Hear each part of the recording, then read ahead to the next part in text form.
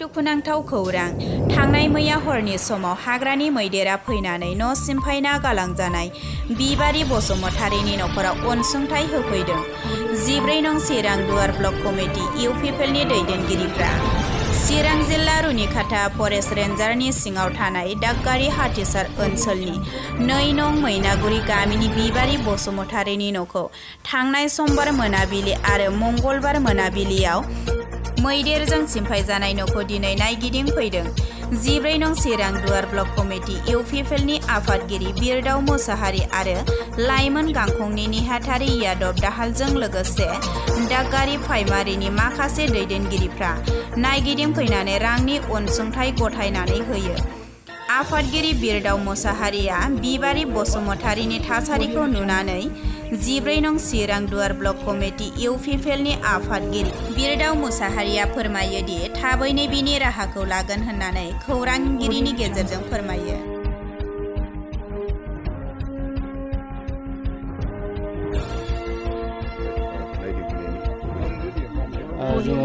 आङो नोंथांमोननिसिम आंनि गोसो गोरबोनि खुलुमनाय आं जासिबाय। दिनैहाय जोङो 14 नं चिरां दुवार ब्लक कमिटि इउपिपिएलनि जानानै जोंहा नैबे हाथिसार बे प्राइमारिनि सिङाव नैबे जोंहा 2 नं मैनागुरि गामियाव जे थांनाय 1 नभेम्बर खालि जे बेलासिनि 6 रिंगासो समावहाय जे हाग्रानि मैदेर फैनानै जोंहा नैबे बिबारि बसुमतारीनि न'आव दिनै मैदेरा फैनानै सिफायफैनायखौ जोङो नायफैदोंमोन आरो दिनैहाय जोङो नायफैनानै नुबाय बिथांनि न'आ निस्सय मैदेरजों सिफायजानानै दा बे जेंनायाव गोग्लैनानै दङ। दा बे जेंनाखौ जोङो माबायदि फोजोबनो हायो बेनि थाखाय जों निस्सय जोङो दिनैहाय नायदिंफैनानै नुफैबाय आरो खोब दुखु मोननाय जोङो फोरमायबाय आरो जों आसा खालामदों जाहाथे बिथांनि जे न' बे न'खौ जाहाथे जोंनि डिपार्टमेन्टनिफ्राय बा फरेस्ट बिफाननिफ्राय थाबैनो माबा मोनसे राहा खालामनानै होयोब्ला खोब मोजां जागोन नैबे जिनिसखौ जों नुदों, जोङो खावलायदों आरो दिनैहाय जोङो बुंनांगोन बे 1 बोसोर 2 बोसोरनि गेजेराव जोंहा नैबे हाथिसार ओनसोलावहाय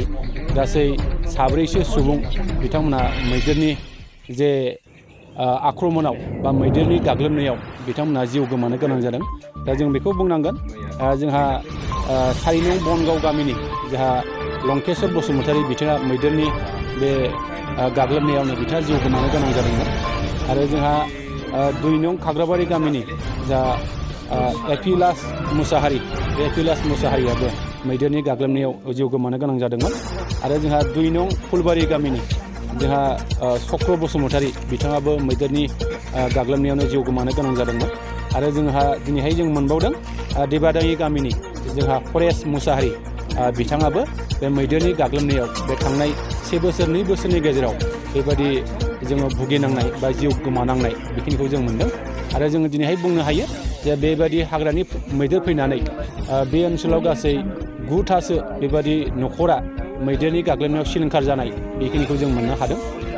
आं खावलायनो लुबैनाया बेनो जाहाथे जायफ्रा दिनै बे मैदेरनि गाग्लोबनायाव दिनै जिउ गोमानो गोनां जाबाय जाहाथे बिथांमोनहा सरकारनिफ्राय जिखिनि एक्सक्रेसिया मोननांगौ बा सरकारनि अनसुंथाइ जिखिनि मोननांगौ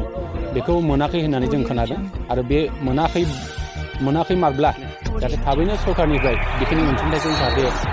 होगोन बेखौ आङो मिजिं खालामो आरो लोगोसे जायफ्रा दिनै न' बां सिलिंखार जानानै दङ दा बिथांमोननोबो सरकारनिफ्राय माबा मोनसे जुदि राहा खालामनो हायोबा खोब मोजां जागौ बेखिनिखौ जोङो हान्जानि जानानै सरकारनिसिम बा बिफानारि